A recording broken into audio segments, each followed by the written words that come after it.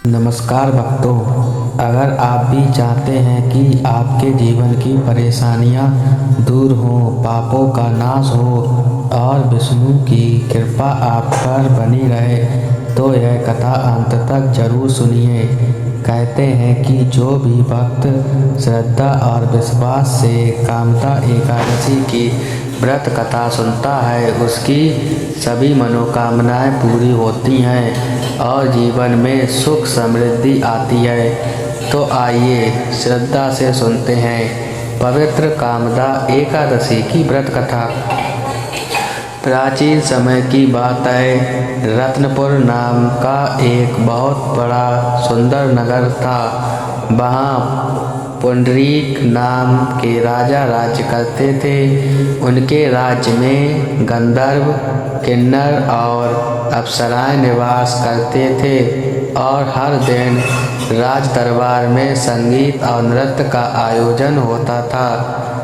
उसी राज्य में ललित नाम का एक गंधर्व रहता था।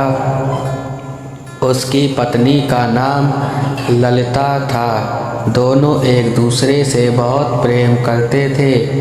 एक दिन राजा पुंडरीक के दरबार में भव्य नृत्य और संगीत का कार्यक्रम हो रहा था। उस कार्यक्रम में ललित गंधर्व गाना गा रहे थे, लेकिन गाते समय उनका मन अपनी पत्नी ललिता की याद में खो गया और उनका ध्यान भटक गया।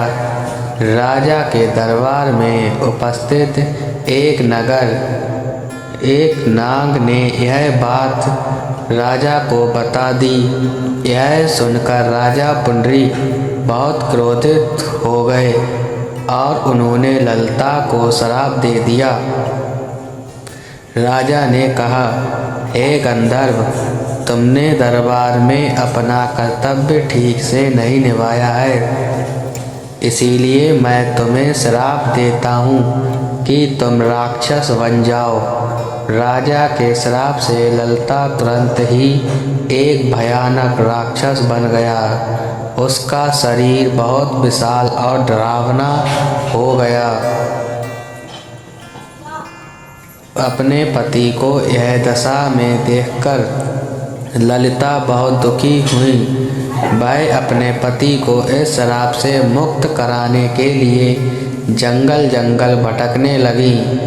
कई दिनों तक भटकने के बाद एक दिन उसे एक महान ऋषि का आश्रम मिला।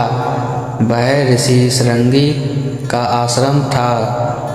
ललिता ने रोते हुए ऋषि को सारी कहानी सुनाई और उनसे अपने पति को श्राप से मुक्त कराने का उपाय पूछा। श्रृंगी ने ललिता से कहा, हे पुत्री, अगर तुम सच्चे मन से कामदा एकादशी का व्रत करो और भगवान विष्णु की पूजा करो तो तुम्हारे पति इस श्राप से मुक्त हो जाएंगे। ऋषि की बात सुनकर ललिता को आशा की किरण दिखाई दी।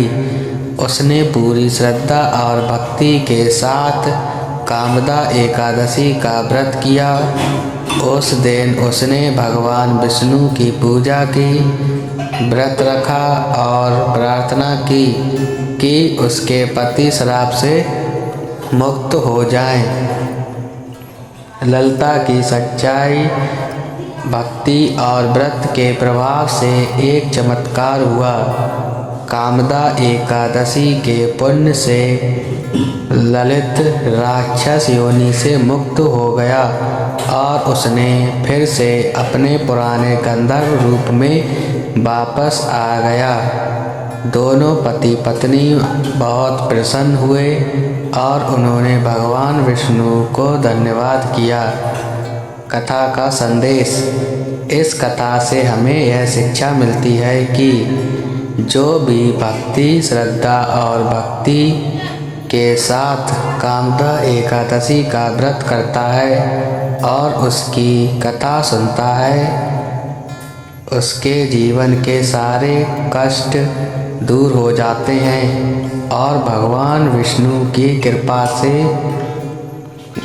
प्राप्त होती है।